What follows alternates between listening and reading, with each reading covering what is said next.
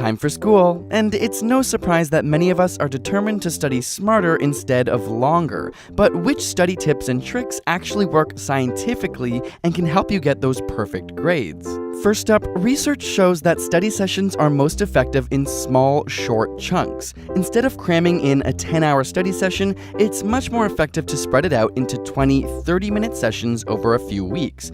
This is because your brain is better at encoding information into the synapses in short, repeated sessions as opposed to one large one. And this is why even learning different skills, whether it's swimming, tennis, or a singing lesson, often follows this same format. And while cramming and pulling all-nighters may be a ritual, it turns out that this is linked to the lowest grades. After prolonged nocturnal study sessions, reasoning and memory may be negatively affected for up to 4 whole days. Instead, setting up specific times in a day or during the week just to study primes your brain by creating a routine, and over time, studying actually becomes easier as your brain is trained to learn in those moments. And while many of us spend hours passively rereading our notes or highlighting a textbook, studies have shown this to be ineffective. It doesn't improve your understanding of topics, nor does it link key concepts together.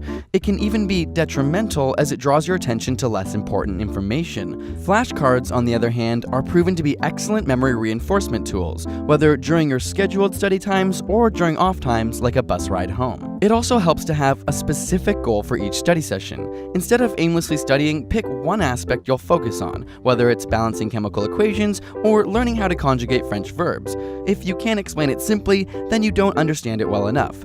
In studies where individuals were asked to learn a passage and then half were told that they would be tested on the material while the other half were told they would have to teach it to other students, participants expecting to teach it did much better at understanding the main points. When you're expecting to teach, your brain organizes the information in a more logical, coherent structure. Of course, practice, practice, practice. Not only do practice tests put your brain in the environment, but even if you make mistakes, they help identify gaps in your knowledge. Practice tests have also been shown to increase confidence, thereby leading to better performance. So, where should you be studying? Research shows that having a designated, sacred spot for study that's well equipped with every tool you might need is best. Just like setting times, this primes your brain for studying. Have an awesome study playlist?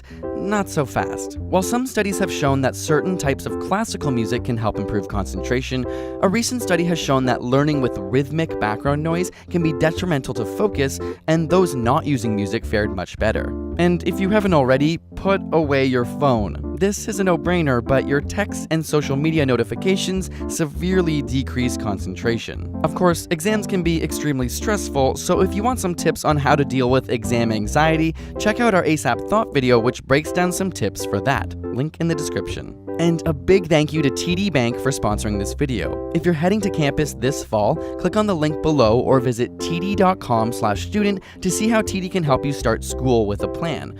We know how tough it can be getting buried in books and bills, and TD has some great solutions for you. Be sure to check it out.